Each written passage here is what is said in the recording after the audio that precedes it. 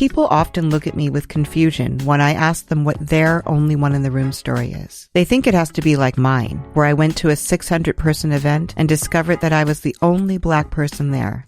I know. Horrifying, right? Hi, I'm Laura Cathcart-Robbins, and I am the host and creator of the podcast Only One in the Room. Every week, my co-host Scott Slaughter and I invite you to join us for an hour and lose yourself in someone's only one story. This podcast is for anyone who's ever felt alone in a room full of people, which is to say that this podcast is for everyone. Hi, I'm Jennifer, a founder of the Go Kid Go Network. At Go Kid Go, putting kids first is at the heart of every show that we produce. That's why we're so excited to introduce a brand new show to our network called The Search for the Silver Lining, a fantasy adventure series about a spirited young girl named Isla who time travels to the mythical land of Camelot. Look for The Search for the Silver Lining on Spotify, Apple, or wherever you get your podcasts.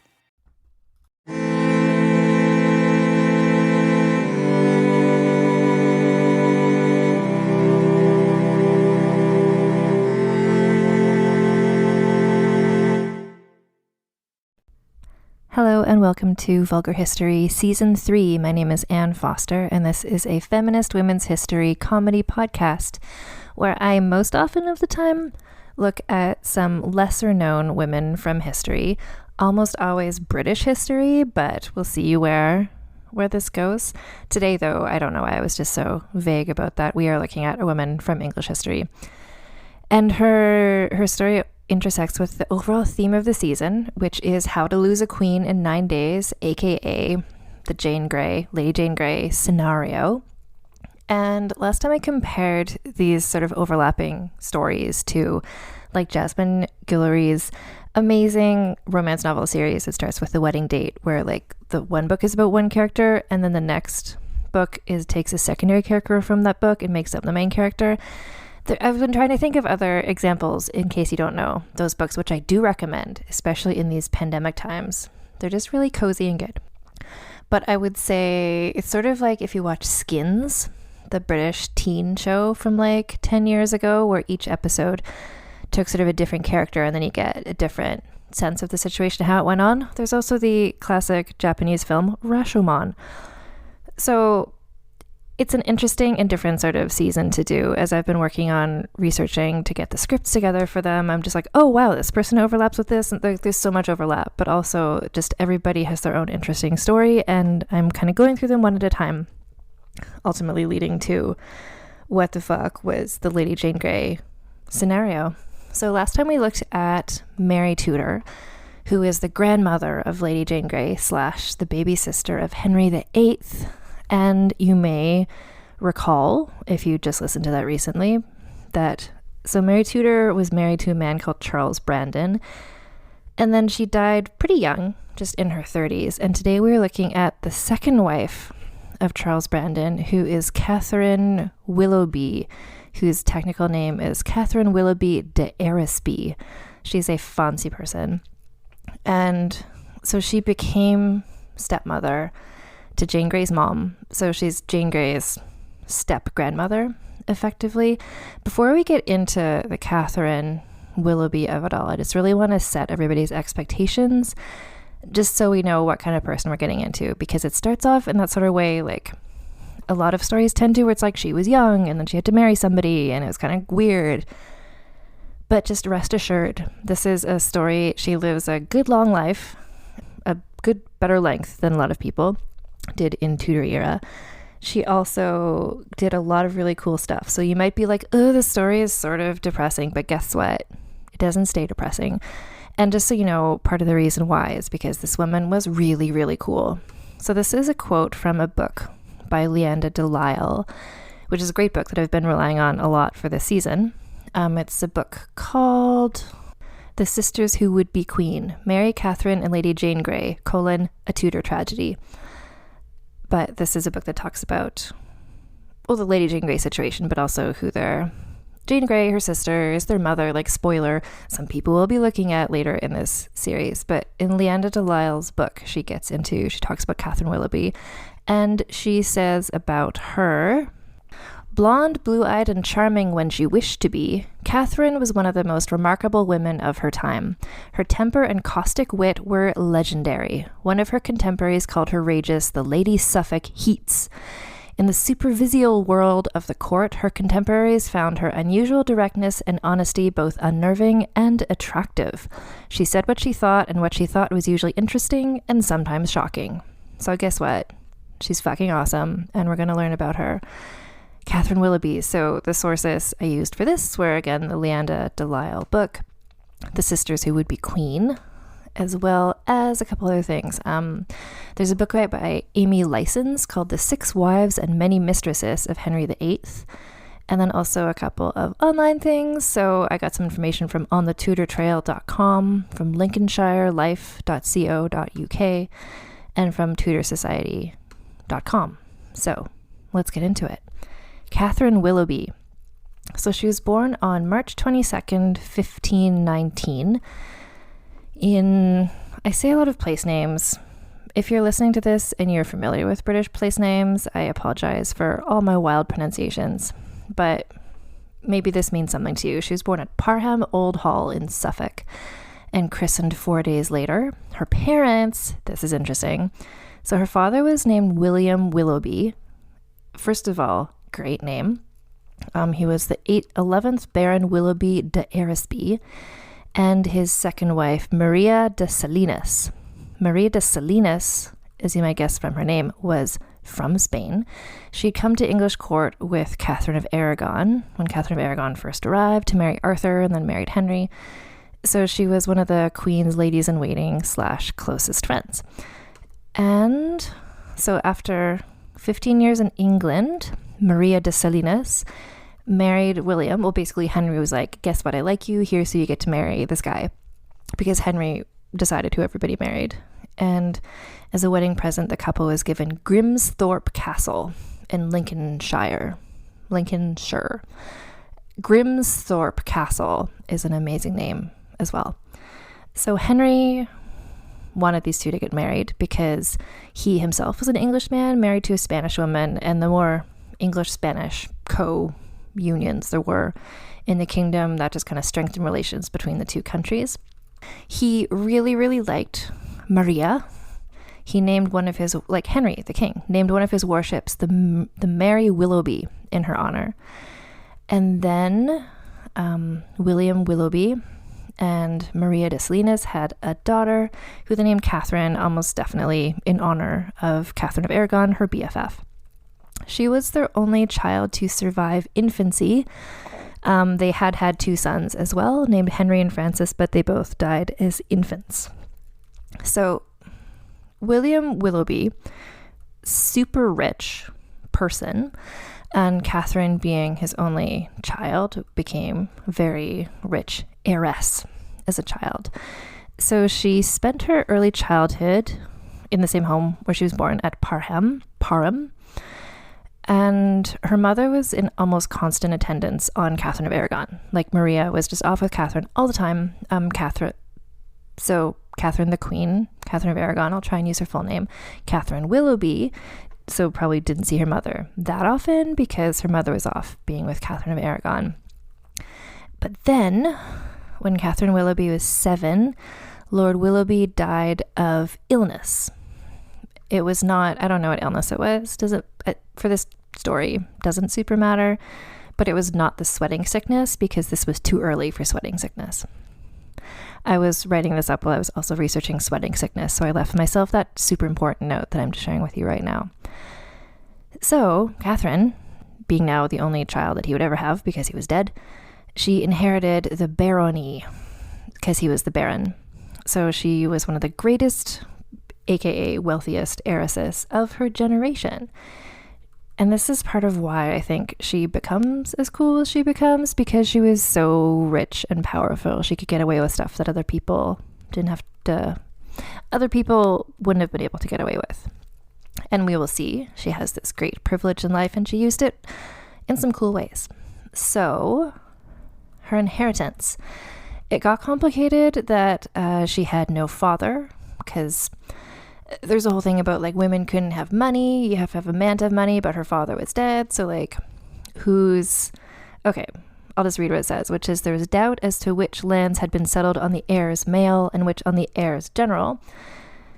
So in 1527, a year after William Willoughby died, her uncle, presumably William's brother, Christopher Willoughby, thought that he should have inherited some of this stuff instead of her. He accused Maria of withholding documents from him that would have given him various estates, and so it was just a whole big thing in the courts, blah, blah. Effectively, at the end of it, so Catherine's wardship, and just to clarify again, this is a podcast telling the stories of women. I did a lot of research, but I didn't research every single detail. So for some reason, presumably because she didn't have a father, like she was a ward, like someone had to be legally named her guardian, I guess.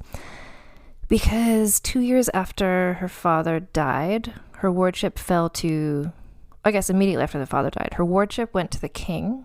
So effectively she was a ward of the king. And the king sold her wardship in 1528 to his brother-in-law, Charles Brandon, who you might remember from last episode as the husband of Mary Tudor. So I'm just going to do a little quick math. So Catherine was 9 years old when this happened. So it meant that she was now a ward of Charles Brandon. Charles was at this point married to Henry's sister, Mary. So, also very importantly, Charles Brandon had to borrow money in order to buy the wardship. Charles Brandon was kind of broke. And so clearly he thought taking Katherine Willoughby as his ward would maybe get him some money, was his plan. So he had to borrow money to do it. So just not great planning, Charles Brandon. So by this point, Charles Brandon and Mary Tudor had 2 little daughters whose names were Frances and Eleanor. And they were close in age to Catherine. I believe Frances was 2 years younger. So Catherine is 9, Frances is 7, Eleanor is 5. So it's kind of like Katherine Willoughby her father died, she was taken away from her home, but she got to live with these new girls. So she became sort of like their adopted sister-ish. There's also a son on the scene. Charles Brandon's son with Mary Tudor was named Henry Brandon, and he was 1 year older than her. So it's basically these 4 kids, all similar ages to each other, and everyone assumed the plan here was to eventually marry Katherine Willoughby to Henry Brandon, the little 12-year-old son, because then Charles Brandon would get the money, because Catherine would be his daughter-in-law, etc. But here's the thing. Catherine was, I don't know if this is even why. You know what? It's not even why. She was gorgeous. She was spirited. She was really spunky and sounds like a really cool person. But also she was mega rich and fertile, I guess. Because by the time that she was, like just a couple years after she became the ward, rumors started to spread that Charles Brandon himself might want to marry her, which was probably entirely for money reasons. If he married her, that would solve all of his problems more easily than if she was married to his son. I don't know. At this point, Mary Tudor, last week's heroine, who is also so cool, was quite ill. Remember, she got the sweating sickness. So he was maybe she was still alive, but rumor had it that he wanted to maybe marry his ward. Everyone's just like, this is tasteless. Like even for Tudor times, this is tasteless. But that is what he was doing. So put a pin in that. Meanwhile, Maria, her mother, was still a devoted friend to Catherine of Aragon, who by now, chronologically, was not doing great, Catherine of Aragon, because Henry was working so hard to get that marriage annulled so he could marry Anne Boleyn. Maria was ordered to leave Catherine's household and not to make any attempt to communicate with her, because Henry was sort of punishing Catherine of Aragon, for not agreeing to the annulment, so he separated her from her BFF, Maria. We're now in the year 1533. A couple of major things happened. Firstly, Henry VIII broke with Rome and started up the Anglican religion. Number 2, Mary Tudor, Henry VIII's sister, died. At her funeral, Katherine Willoughby was one of the chief mourners, because that had been sort of like her adopted mom-ish. Catherine and Maria brought forward palls of gold cloth to the altar. So they had a special role at the funeral, which was a special royal funeral. So it showed that she had a very high status, Katherine Willoughby. 6 weeks after Mary Tudor died, the Spanish ambassador Eustace Chapuis reported to Charles, the Spanish king, that, this is a quote, on Sunday next, the Duke of Suffolk, aka Charles Brandon, will be married to the daughter of a Spanish lady named Lady Willoughby. She was promised to the Duke's son, but he is only 10 years old, and although it is not worth writing to your majesty, the novelty of the case made me mention it. So so here's what's happening. Charles Brandon is he's like 49 years old, and he decides to marry his 14-year-old ward, Katherine Willoughby, instead of marrying her to his son. So the thing here is, what's notable is like A, yuck, and B, just the fact that this is so weird that the Spanish ambassador was like, "Dear the King of Spain, not much happening here in English court, but hey, this is like interesting and weird that this young half Spanish woman is marrying her guardian and she's the ward. Like, this is weird." So although there was a lot of very young people getting married in oldie times, although please note that you had to be 20 years old. A woman had to be 20 years old to get married, unless you were rich, in which case, who cares? But the whole scenario was weird, even to people then, that he had more or less sort of adopted her and then married her, like, what was this? Like 6 weeks later, decided to marry his ward, who's the same age as his daughters. He was 49, she's 14. It's fucked up, but stick with me here. So why did Charles Brandon do this? Well, because he was in debt and he was awful. So all of his debts were immediately paid off because he had married this very rich person. His money problems were solved, and he was now the wealthiest landowner in Lincolnshire. She was also his 4th wife. Hot tip.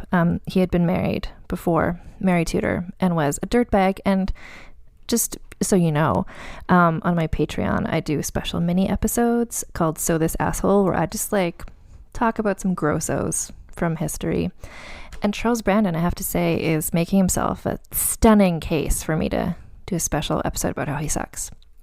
So they got married. And then guess what happened? So remember, she was going to marry his son, Henry. His son Henry died, perhaps of a broken heart, some say, because he thought that he was going to get to marry Katherine Willoughby, and instead his father did, and everyone's just like, this is fucked up. So Katherine Willoughby is now 14 years old and married to a 49-year-old man who was kind of her father, is where we are now right now. But her husband is also the king's best friend, so she has good status in life, and she's also still wildly rich. So a year after this gross wedding, she gave birth to a son who they named Henry Brandon. Henry VIII was one of the godparents of this child. So like, she was in a good situation politically in terms of the king was happy about her. This same month that Katherine Willoughby gave birth to this son and became a teen mom, Catherine of Aragon was still kicking around, not doing great health-wise, psychologically-wise. Maria begged permission to go and visit her because that was her best friend and she was doing badly, but she was denied because King Henry VIII just wanted Catherine of Aragon to suffer, basically. On January 5th, 1536, Maria, amazingly, best friend Hall of Fame here, forced her way into the castle where Catherine was being kept to see her, even after she was refused permission to visit. And then Catherine died in Maria's arms 2 days later. Sad. This is where do you know the play Rosencrantz and Guildenstern Are Dead? It's sort of like, it takes these two side characters from Hamlet and retells the story of Hamlet from their point of view. It is written by Tom Stoppard, and there's a film of it. Anyway, what all the stories this season, especially this one, feel like are kind of a Rosencrantz and Guildenstern Are Dead of the Tudor era. Because just casually, like, Catherine of Aragon dies, and then, like, life progresses. So January 1536, Catherine of Aragon dies. That following May, Anne Boleyn was executed. So all of this is happening, but they're not the main characters. We're looking at Katherine Willoughby and what is she up to. So at this point, Both of Henry's daughters were declared, Henry VIII's daughters were declared illegitimate because he claimed that both of his marriages to Catherine of Aragon as well as to Anne Boleyn were illegitimate. That makes the daughters illegitimate. So that meant that his heirs were now the descendants of his sister, Mary Tudor. So AKA Charles Brandon's previous now dead wife, AKA Katherine Willoughby's sort of adopted mother, AKA the mother of Francis and Eleanor Brandon. So Katherine Willoughby was now sort of tangentially in the royal family as the stepmother of the royal heirs, who were also her same age. Don't worry about it. So simultaneously to this, it's just like an action-packed 1536 was like the 2020 of the 16th century. So the Pilgrimage of Grace broke out in the north of England. This was where a bunch of people up north were unhappy with Henry VIII for a variety of reasons, partially because Henry VIII was closing down all the monasteries and taking all of their jewels, etc. And the Pilgrimage of Grace people also, they thought that Mary I should be the heir, and Charles Brandon, Katherine Willoughby's very old husband, was given one of the people who was given the duty of suppressing this uprising. It took about a year, and finally the whole thing was suppressed. A whole bunch of people were executed for this, and we're going to talk about that more in some other stories this season. But Katherine Willoughby was busy, probably worrying about her husband and would he be murdered. But she was also busy giving birth to her second son, who was a boy named Charles Brandon. At around this same time, Henry VIII ordered that Charles Brandon permanently position himself up north to make the king's presence known and to try and make there be not so much rebellion all the time. So Catherine and her two sons moved to Grimsthorpe Castle, which again just feels very like Crimson Peak, Gothic-y, to be with her husband. And this is where she lived for, I guess, much of the rest of her life. So Catherine herself, what was she like? Like, she was a teenager, she had children, she got married, but like, what was she like besides beautiful and rich? She was really smart, really keen on education. She's very curious, and she's really, really, really into the new faith. So although her mother was Catholic and Catherine of Aragon was Catholic, and so Catherine might have been earlier on, she was really open-minded about this. So there's evidence that Catherine, as a young person, might have attended some sermons at Hampton Court led by Hugh Latimer, who was a radical religious person. This is not like theology podcast, so I'll just say effectively that Henry VIII broke off with Rome for a variety of reasons, one of which was because he wanted to divorce Catherine of Aragon. And so his new religion, Anglicanism, was really in many ways similar to Catholicism, except just no pope. So there was still like relics, and there's still saints and things, and there was people who wanted even more different religion. So the Reformed faith, so this is the term evangelical is used there, and it means a very different thing in 16th century England as it does in 2020 North America. But it meant people who really wanted church to be more a personal thing for people, where they would have their own relationship with God instead of having to go through priests and things, and they wanted there to be less frippery, is that a word? Less, decorations and like jewels and money, and just a much more personal sort of radical thing. And that is what Katherine Willoughby was into. So she has some surviving letters that show that she had a questioning and inquiring attitude, although she couldn't express her belief in this new Reformed religion until after her mother had died, because her Spanish Catholic mother, who was best friends with Catherine of Aragon, would probably not want her to do that. So, but after her mother, so Maria died in 1539. After her death, Catherine had the walls of the family chapel whitewashed, so to make it be more Reformed religion looking, like less fancy stuff everywhere. She removed the gilded saints from their little podiums, and then she invited Hugh Latimer, this famous radical, and other Protestants to preach to her friends and neighbors. So she just was like all in at this point. So again, the Rosencrantz and Guildenstern of it all, by this point, Henry VIII was just like rocketing through various wives. So he had been married and then widowed by Jane Seymour, who had given birth to a son called Edward, who is now his heir ahead of Frances, Catherine's stepdaughter. Henry VIII married Anne of Cleves. This did not go well, as we all know. But Katherine and Charles Brandon were among the entourage that greeted Anne of Cleves when she arrived in England. And then 2 years later, because Charles Brandon was still BFFs with the king and Katherine was right there with him, and so they were just, this power socialite sort of couple. So 2 years later, they helped arrange a royal progress, like a little tour around the country for the king and his next wife, Catherine Howard. This was, fun fact, the same progress that became notorious because that Sir Catherine Howard was perhaps having adulterous trysts with her lover. Charles Brandon died in 1545. Good riddance, because now Katherine Willoughby gets to be her own true self, even more so. So the two of them have been married for 11 years, from the time she was 14 to 25 or 26. So she was now 26, super rich, single woman, 2 sons.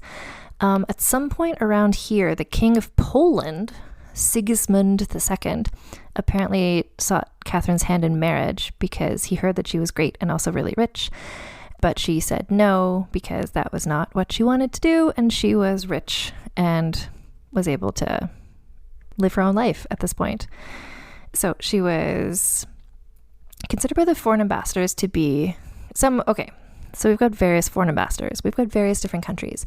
And countries like Spain, for instance, which was a Catholic country, they considered Katherine Willoughby to be one of the greatest heretics in the kingdom. I mean, she was like sponsoring Protestant sermons, etc. By this point, Henry VIII has married his 6th wife, Catherine Parr, who is also a big fan of the Reformed religion. And Catherine Parr and Katherine Willoughby became actually great friends, and apparently Katherine Willoughby was a big influence on Catherine Parr for her own religious beliefs. Catherine, one of her enemies, was also a man named Bishop Stephen Gardiner, who was the intellectual leader of religious conservatism and the sort of guy who would give sermons being like, women should not say so much, they should be quiet. Women named Katherine Willoughby should mind their own business. Like, he was subtweeting her via sermon constantly. But Katherine Willoughby, being an awesome person, she named her pet spaniel, like her dog, Gardiner, which provoked much amusement when she called her dog Gardiner in front of other people. Several years later, Gardiner wound up in prison for various reasons, and Katherine Willoughby apparently is quoted as saying, "It was merry with the lambs when the wolf was shut up." So she had enemies, people knew who she liked and who she didn't like, but she was again like rich and untouchable. So she was noted for her wit, her sharp tongue, and her devotion to learning, as well as for being an outspoken advocate of the English Reformation. In 1546, Catherine Parr's, the whole Reformed religion thing was just getting more and more controversial, partially because there's all these women who were practicing this religion, and it was threatening the power base of people who didn't support this religion. At one point, Henry VIII ordered Catherine Parr to be arrested, possibly as a heretic, but Catherine Parr managed to convince him to not arrest her. And we'll talk about that another week on this podcast. Katherine Willoughby, meanwhile, would not stop. She founded a grammar school on some of the land that she had acquired, on the understanding that the Protestant schoolmaster would be chosen by herself and her heirs. So she was like opening schools, hosting ministers, just like really, really passionate about wanting to spread this faith that was a bit less, caste based, where it's like people could have their own relationship with God and you didn't need to be super rich to do it. And borderline heresy, but this was just like what she was doing and no one seemed to want to stop her. So this is what I mean. Like, the story goes into some interesting and unexpected places. Had she died earlier, then she wouldn't have done all this cool stuff, but she lived long enough to do a bunch of stuff. Just wait. So there were rumors, actually, that Henry VIII perhaps wanted to annul his marriage to Catherine Parr and marry Katherine Willoughby instead, because she was so smart and clever, and Henry VIII liked shiny new women who he wasn't already married to, but they did not. I mean, he obviously didn't marry for some time. He's still married to Katherine Parr when he died. After Henry VIII died, Katherine Willoughby helped fund the publication of Katherine Parr's book. So Katherine Parr, the Queen, I'm sorry, there's so many Catherines in this story. Katherine Parr, the Queen, wrote a book called The Lamentation of a Sinner, which was the first book in the English language to be published by a woman using her own name. And it was published with the financial help of Katherine Willoughby, who is now just like patron of the arts, apparently. She's the Dolly Parton of her time. Katherine Willoughby also became a patron of John Day, England's leading religious publisher. He published various books with Katherine Willoughby's coat of arms from 1548 onwards. Katherine Willoughby also helped establish churches for foreign Protestants, principally Dutch people who were fleeing religious persecution on continental Europe. So she's like helping refugees now too. Like her faith is like very evident in what she is doing. So meanwhile, her bestie, Katherine Parr, so now widowed from the king, she married again to a man named Thomas Seymour. Katherine Parr gave birth to a daughter and died several days later of childbirth-related reasons. Months later, Thomas Seymour was arrested, tried, and executed for treason. Again, this is a story we'll get into later. I know it's weird to be glossing over these like wild plot twists, but we're focusing on Katherine Willoughby. And the point of all of this is to say that Katherine Parr and Thomas Seymour had a daughter named Mary, who was left an orphan at age 7 months, and Katherine Willoughby was appointed guardian of this little baby. Katherine Willoughby, not a huge fan of this arrangement. She, for some reason, maybe she was spending all her money opening schools and sponsoring books. She wasn't able to support the young infant, so there's some letters that exist about her asking for funds and saying, like, I really can't take care of this baby. Like, can we not have me do this anymore? Eventually, the Queen's daughter, baby Mary, seems to disappear from history, so presumably she died in childhood, although there's a bunch of, not a bunch, but at least some historical fiction novels imagining what if she didn't die. And anyway, but for Katherine Willoughby, that whole thing is done. One biographer, Linda Porter, suggests that baby Mary might have died and was buried near Grimsthorpe, where Katherine Willoughby lived. So Katherine Willoughby is just sort of like picking up children. There's other instances where she ends up becoming the custodian of some other abandoned girls, but we'll get to that in a bit. So, tragically, Katherine Willoughby's sons, so in 1551, her sons, who were aged 14 and 16, were off at Cambridge being students, and they both died of the sweating sickness.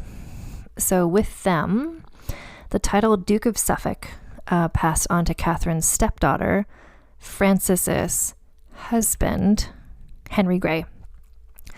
So remember, she has the two stepdaughters, Frances and Eleanor, who she sort of grew up with and are very close in age to her. So Frances is now married to Henry Grey. Catherine and Frances seem to have kept on a good relationship with each other after they got over the weirdness of being sisters, and then one of them becomes the other one's stepmother. Catherine spent Christmas at Frances's home in 1551, and so it was time for her to regroup. Like, her husband is dead, her best friend is dead, she had this little baby who she was watching, now the baby's dead, her sons are dead. It's just like, what's she gonna do for the next act of her life? And this is where the story takes some unexpected twists. So she turned to her faith. This was a severe test to her faith, obviously, all of this death and misfortune. And as she built her new life, she employed Hugh Latimer as her chaplain of her church. So, which brings us up to 1553. So lots of things happened, but three major things happened that affected her life. Firstly, her step-granddaughter, Lady Jane Grey, so that's Frances's daughter, became queen for 9 days. Obviously, we'll talk about that later. The second thing is that Queen Mary I, Henry VIII's daughter, became queen, brought back Catholicism, started persecuting Protestants and people who believed in the Reformed religion.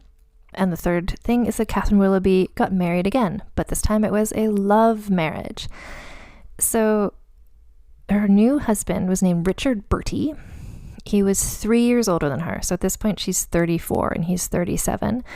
And so she was this super rich heiress who, the King of Poland had wanted to marry, etc. Henry VIII had wanted to marry, but she chose to marry Richard Bertie, who had worked for her as her master of the horse and gentleman usher. So he was a gentleman, but not at all at her same social standing, which is how you know it was a love match. So they shared religious beliefs. She didn't change her last name. She continued to be known as Katherine Willoughby. She tried to get her husband's name changed to Lord Willoughby de Eresby, but nobody agreed to that. And then 1 year later, she gave birth to a daughter who she named Susan, which, just side note, I am delighted that she named her daughter Susan, because everybody in every story is named Catherine, Jane, or Anne. And Susan is just a nice change of pace. Susan Bertie. So, but because she was giving birth to Susan, she was away from royal court during the whole Jane Grey being executed situation, which probably luckily for her, so she wouldn't get all caught up in that. And then the whole Mary being Bloody Mary, etc., persecuting Protestants, it just kind of got to be sort of a risky thing to be a Protestant person in England at this time. So Catherine and her new husband Richard, along with some other exiles, decided to just peace out of England for a while. So they went over to Europe. And what we know about their time in Europe comes from a person named John Fox, he's a martyrologist. So I don't know. He's somebody who just wrote very flattering things about Protestants at this time. So some of what he says is probably true, but some of it might be overblown, but who knows? So John Fox describes Catherine and Richard taking a long walk through the February snows to reach the relative safety in Cleves, where Anne of Cleves is from. Then they went up the Rhine to Weinheim, where they were allowed to settle in Windeck Castle. So throughout this whole journey, they were pursued by Queen Mary's agents. So it was this daring escape. But then help arrived through a person named John Alasco, who had known Catherine in England and had contacts with the King of Poland. Remember the King of Poland? So Sigismund II, who had wanted to marry her before, still a big fan, apparently. So they went and met up with Sigismund, who appointed them as administrators in Lithuania. I do not know what that means, but this is all really exciting.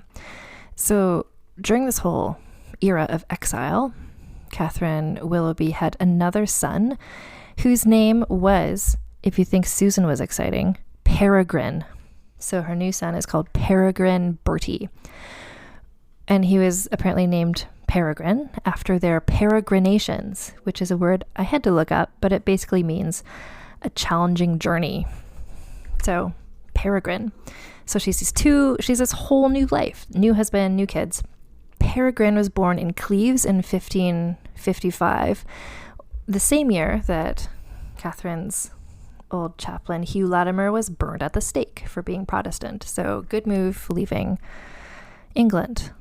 Bertie family. So the family's adventures on the continent were told in popular Elizabethan ballads. So there was a ballad called The Rare and Most Excellent History of Katherine Willoughby's Calamity. And then there's a play by Thomas Drew called The Life of Katherine Willoughby, published in 1624.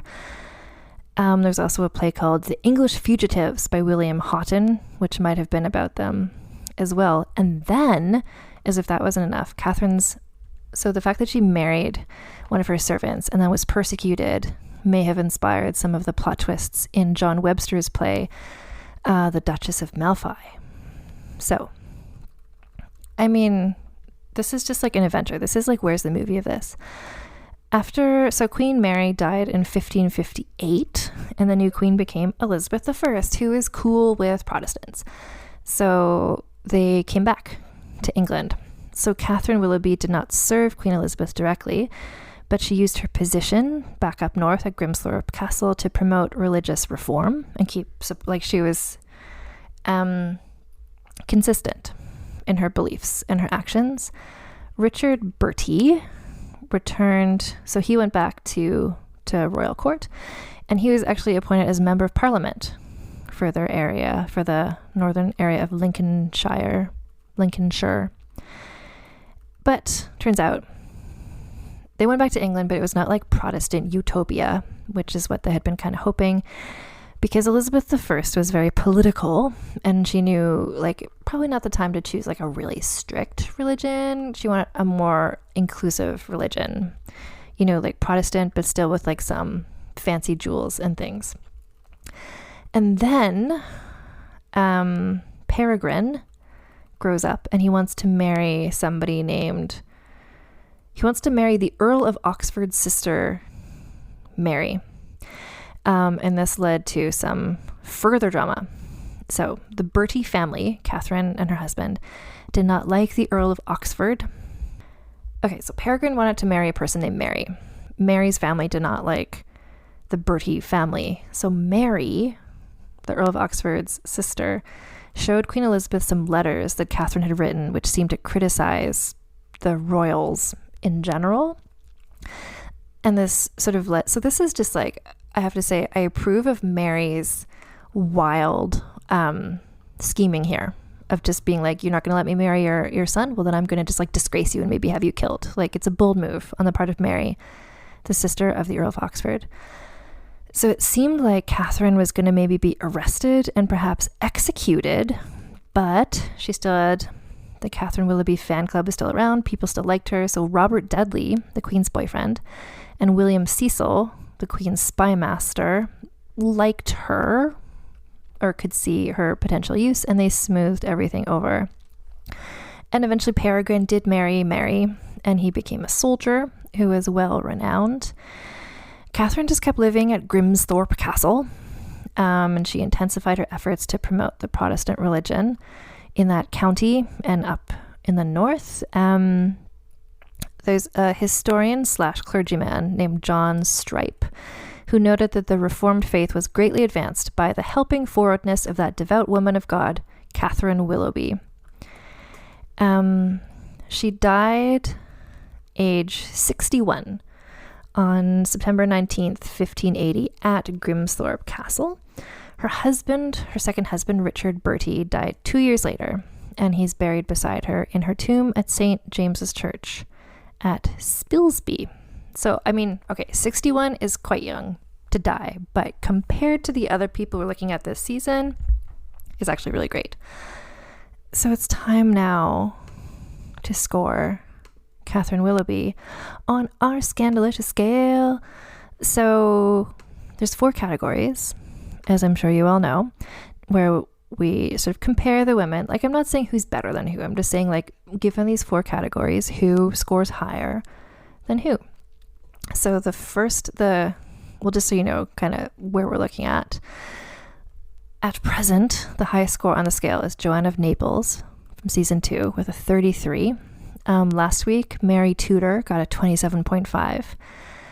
And so we'll just see where Katherine Willoughby lands. So the first category is scandaliciousness, which is just like how juicy are the scandals in which she was involved. So the first major scandal of her life would be the weirdness of being married to her guardian when she was 14.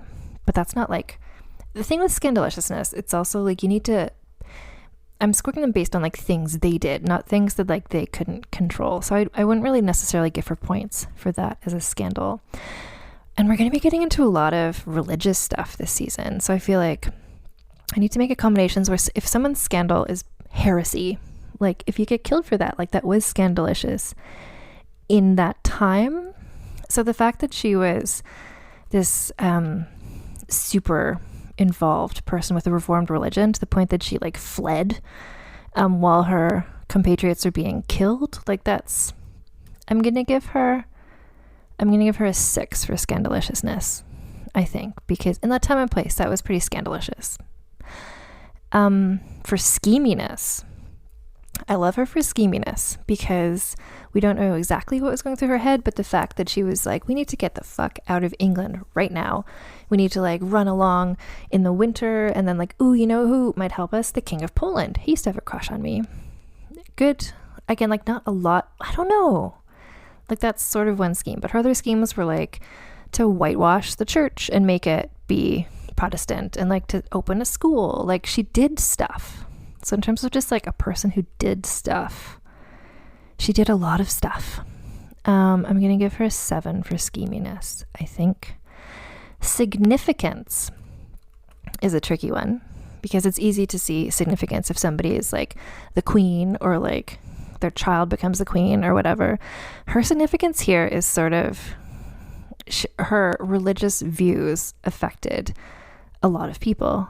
She might have been one of the people who helped Catherine Parr become as sort of into the Reformed faith as she was. Her influence probably also paved the way for Lady Jane Grey, who's also super into the Reformed faith. Like, I think her significance is like 100 little tiny significances that all add up to being quite significant, but in this not concrete way.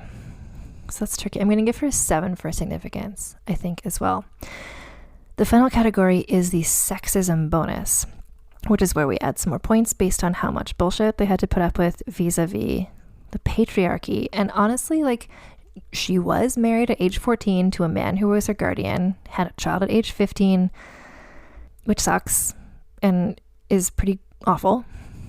But in the pantheon of like this podcast and what we're looking at, sort of like, that's like your basic level 5 sexism, just being a young woman and you can't decide who you marry. It's like everyone on this list kind of had that. And then she went on, because she was rich, had good connections and was beautiful, she's able to do a lot of stuff. So she didn't face as much sexist bullshit as some other poorer people with less privilege. So I'm going to I'm going to give her the 5. Just no one's going to get less than 5 in sexism because that is the world in which they and we lived, but not much more than that. So this gets her 25. So, I mean, again, like a fair score, it has to be, because I'm the one who just gave it to her. So that does land her towards the bottom of this list, but the thing is, like, she lived to be 61, which frankly I feel is quite a bit older than most of the other people we've looked at thus far. And she had a lot of influence, but it was all in all these sort of like little subtle ways, which is harder, like on this scale, to measure. Where is she in my heart?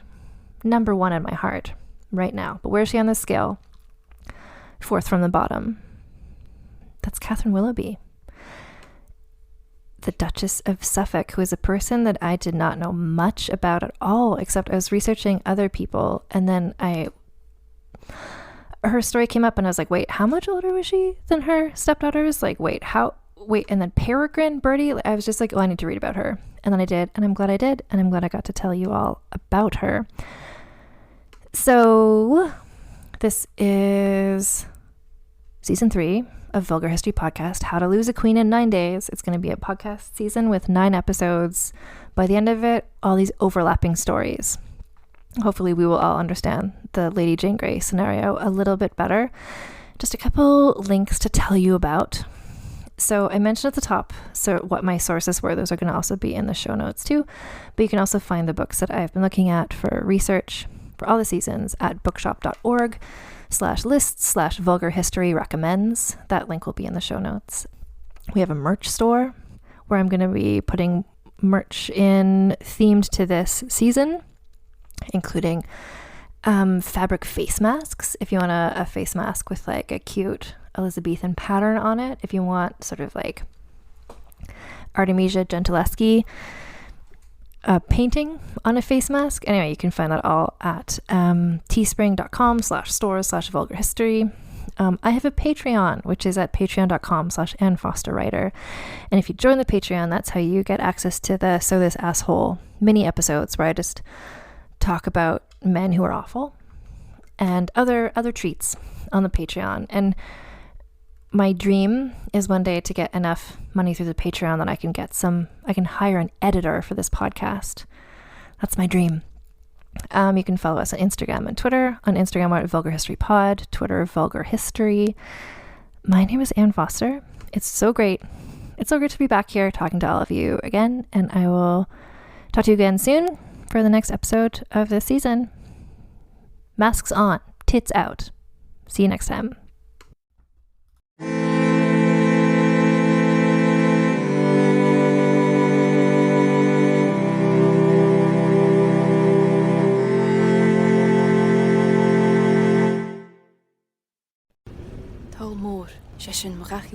Talmor is my home.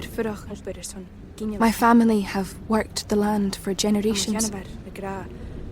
My gran says the island does not belong to us, but we belong to the island. And we must be ready, for a great evil is coming, and death follows with it. Listen and subscribe to the latest season of Undertow, The Harrowing, a Storyglass production presented by Realm, available wherever you get your podcasts. Ah, the web tore. Those that both creators and were created by the threads disentangle from the fringes to feast on the very thing that spawned them. What's that, Timmy? This is how you deal with weird! No! Do not harm my children! Oh, you lost a feather. Can I keep it? No, you can't force me to! Do you know what lies within nothing? Rocket is in trouble, Akasa! Can we turn on the windshield remotely? No, she could lose her job as an Akasar. I don't fear Vehar. No, but you fear me. If you intend to trick me, I will not hesitate to sever the oath bond entirely. Why didn't you help me? Coward! I don't have a parachute! I don't like free falling! Counterbalance, a high fantasy audio drama. Season 2, coming 15th of October 2023. Learn more on trilunas.com. I'm Brennan Storr. I'm Paul Bestall. We're the Ghost Story Guys. And every 2 weeks, we explore first-person stories of encounters with the paranormal from all around the world. Then we have some fun reacting to those stories. We like to say our goal is to scare the hell out of you, then make you laugh. Belief in the paranormal is not required. All you need is a love of great storytelling and curiosity about the world around you. Subscribe to the Ghost Story Guys now on your favorite podcatcher to hear episodes like High Strangeness in Chicago, The Mystery of Missing Time, and The Haunting of Vietnam, along with dozens of others. We've talked about mythical bridges, doppelgangers, haunted seaside towns, and so much more. Remember that story about the guy who was trapped inside a dream and something was hunting him? That was upsetting. Yes it was. Want us to help ruin your sleep? Come find the Ghost Story Guys on Apple Podcasts, Spotify, and everywhere else fine podcasts live, or at ghoststoryguys.com.